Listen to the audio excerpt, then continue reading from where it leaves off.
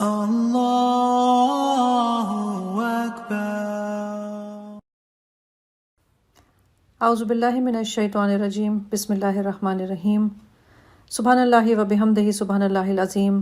Subhanallahi wa bihamdihi subhanallahil azim. Subhanallahi wa bihamdihi subhanallahil azim. Allahumma salli wa sallim ala nabiyyina Muhammad.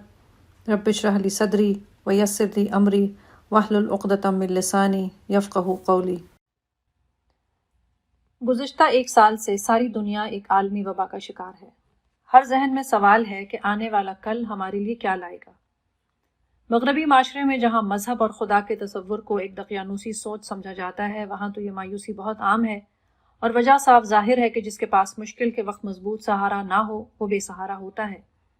مسلمان ہونے کی حیثیت سے ہمیں یہ مشکل نہیں ہونی چاہیے، کیونکہ ہمیں اللہ پر ایمان ہے اور اس سے محبت بھی ہے، اور محبت ایک ایسا جذبہ ہے جس میں بڑی طاقت ہے۔ یہ بیٹھے ہوئے انسان کو کھڑا کر سکتا ہے، کھڑے ہوئے کو دوڑا سکتا ہے، اور دوڑتے ہوئے کو بٹھا سکتا ہے، یعنی محبت میں عمل کروانے کی طاقت ہے۔ آج کے ترقی یافتہ معاشرے میں محبت مادے اور مال سے کی جاتی ہے، اسی لیے زیادہ تر انسان اپنی عمر کا ایک طویل حصہ دنیا کمانے، عیش و عشرت کے سامان جمع کرنے اور زندگی کے معیار کو بلند کرنے میں صرف کرتے ہیں، اور وہ بھول چکے ہیں کہ اللہ نے انہیں کیوں بنایا۔ اور اگر کبھی کسی کو اس بات کا خیال آ بھی جائے تو ان کے سامنے یہ سوال اٹھا دیا جاتا ہے کہ وہ معبود جو نظر نہیں آتا ہو، اس کی عبادت کی جا سکتی ہے کیا؟ کیا وہ ہمیں بتا سکتا ہے کہ ہمیں اپنی زندگی کیسے گزارنی چاہیے؟ ایک بن دیکھے خدا سے کیا ایسی محبت کی جا سکتی ہے کہ اس کی ہر بات مانی جائے اور اس پہ بھروسہ بھی کیا جائے؟ سوال واقعی بہت اہم ہے، اور ان سوالوں کے اٹھانے والوں کے سامنے صدیوں کے اعداد و شمار رکھے جا سکتے ہیں۔ ہزاروں لاکھوں سالوں سے کروڑوں لوگ بن دیکھے اللہ کی عبادت کر رہے ہیں، اس کا حکم مان رہے ہیں، اور اس اطاعت کا فائدہ خود بھی اٹھا رہے ہیں اور اپنے معاشرے کو بھی دے رہے ہیں۔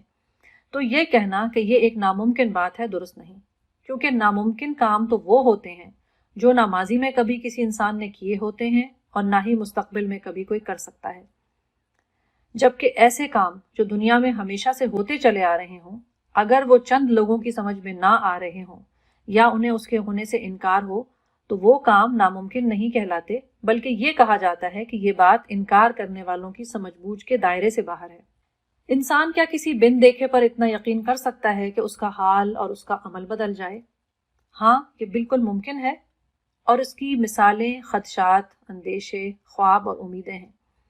کبھی کبھی حال میں کچھ بھی نہیں ہو رہا ہوتا، مگر سوچنے والا انسان اپنے خیالات کی شدت کے باعث کبھی مطمئن، کبھی خوفزدہ یا کبھی غمگین ہو جاتا ہے۔ اور دنیا میں کتنی ہی ایسی ایجادات ہیں جو وجود میں آنے سے پہلے صرف اپنے موجد کا خیال تھیں۔ یہ سب کچھ اس وجہ سے ممکن ہوتا ہے کیونکہ اللہ تعالیٰ نے انسانوں کو تصور کی صلاحیت بخشی ہے۔ وہ بغیر دیکھے نفرت اور محبت کرنے کی صلاحیت رکھتے ہیں۔ ان کی یہی صفت انہیں جانوروں سے ممتاز کرتی ہے۔ اگر انسان میں تصور کی یہ صلاحیت نہ ہوتی تو وہ اشرف المخلوقات نہ ہوتا اور اس کی زندگی کا کوئی مقصد بھی نہ ہوتا، نہ ہی اسے کسی ذمہ داری کے ساتھ پیدا کیا گیا ہوتا۔ دنیا میں بہت سے مذاہب ہیں جس کے ماننے والے اپنے اپنے انداز میں اپنے خداؤں کی عبادت کرتے ہیں۔ ہر ایک کا خیال ہوتا ہے کہ اس کا انداز فکر درست ہے، لیکن کیسے پتا چلے گا کہ اصل میں لائق عبادت کون ہے؟ اس مسئلے کو حل کرنے کا طریقہ یہ ہے کہ جس مذہب کو بھی جانچنا ہو کہ آیا وہ درست ہے یا نہیں، اس کے بارے میں یہ دیکھا جائے کہ وہ مذہب اپنے خدا کا تعارف کیسے دیتا ہے۔ دنیا کے زیادہ تر مذاہب اپنے خدا کی مورت یا تصویر بناتے ہیں۔ ان خداؤں کے خاندان ہوتے ہیں، شریک اور مشیر ہوتے ہیں، اور ان کی کامیابیوں اور ناکامیوں کی کہانیاں بھی ہوتی ہیں۔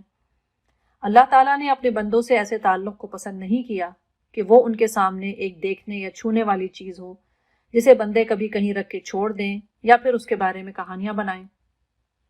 اس کے برعکس اللہ تعالیٰ نے قرآن میں جا بجا اپنا تعارف اپنے ناموں کے ذریعے دیا ہے۔ اللہ چاہتا ہے کہ اس کا بندہ ہر وقت اس کے بارے میں سوچے، اس کے ناموں پر غور و فکر کر کے اس سے اپنا تعلق مضبوط کرے اور اس تعلق کی بنیاد پر اپنے عمل کو بہتر کرے، کیونکہ اللہ کے نام دراصل اس کی صفات ہیں، یعنی اللہ تعالیٰ کو اس کے اختیارات سے پہچانا جا سکتا ہے۔ مثلاً یہ کہ بندہ اپنے ارد گرد نظر دوڑائے اور دیکھے کہ کیسے اللہ تعالیٰ اکیلا ساری کائنات کا مالک ہے، اور اس کی موجودگی کا پتہ اس کی پیدا کی ہوئی ہر چیز خود دیتی ہے۔ سورج، چاند، ہوا، بادل، انسان، جانور کیسے پیدا ہوئے اور کیسے کام کرتے ہیں۔ یہ خود اس بات کا ثبوت ہے کہ کوئی ان کا خالق و مالک ہے جو کل بھی یہ سب کچھ چلا رہا تھا، آج بھی چلا رہا ہے اور کل بھی چلاتا رہے گا۔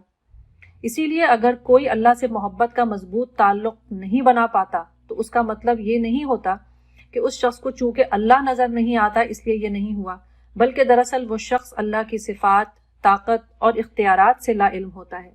قرآن میں اللہ تعالیٰ نے ہمیں اپنے اچھے اچھے ناموں سے پکارنے کی تاکید فرمائی۔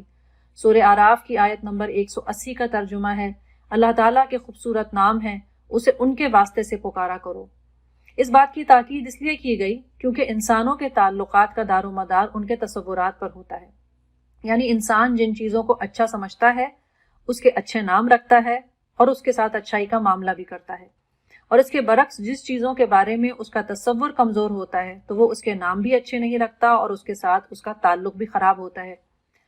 جو انسان اللہ کے ناموں کے بارے میں غلطی کرتا ہے وہ اللہ کی صفات اور خصوصیات کے بارے میں بھی غلط عقیدہ رکھتا ہے، اور اس غلط عقیدے کا اثر اس کی زندگی گزارنے کے اصولوں اور اخلاق اور عادتوں پر بھی پڑتا ہے۔ مثلاً اگر کوئی شخص اللہ کو السمیع اور البصیر یعنی سننے والا اور دیکھنے والا نہیں جانتا تو وہ کسی غلط کام کے بارے میں بڑی آسانی سے یہ کہہ سکتا ہے کہ کوئی فرق نہیں پڑتا، جو جی چاہے کر لو، کوئی دیکھنے والا نہیں ہے۔ اور ممکن ہے کہ ایسا شخص کوئی بہت برا عمل بڑی آسانی سے کر جائے، جبکہ اس کے مقابلے میں ایک ایسا شخص جس کے سامنے اللہ کے نام اور اس کی صفات بالکل واضح ہوں اور وہ اللہ کی بزرگی، عظمت، تقدس اور پاکیزگی سے بھی واقف ہو تو وہ جان بوجھ کر سیدھے راستے سے نہیں ہٹے گا، اور اگر نفس کی کمزوری کے باعث گناہ کر بیٹھے تو پھر فوراً توبہ بھی کر لے گا۔ متفق علیہ حدیث ہے، اللہ تعالیٰ کے 99 نام ہیں، یعنی 100 سے ایک کم، جس نے انہیں گنا وہ جنت میں داخل ہوگا۔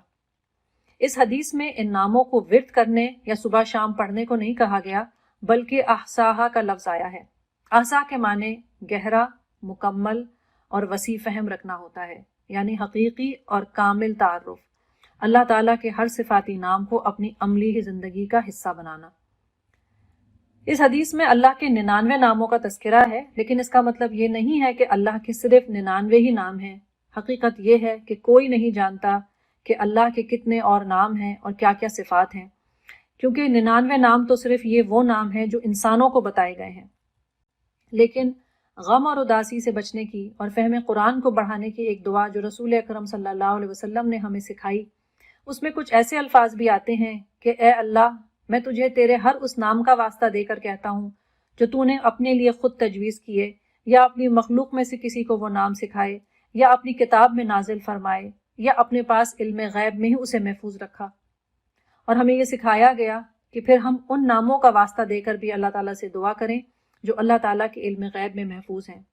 اللہ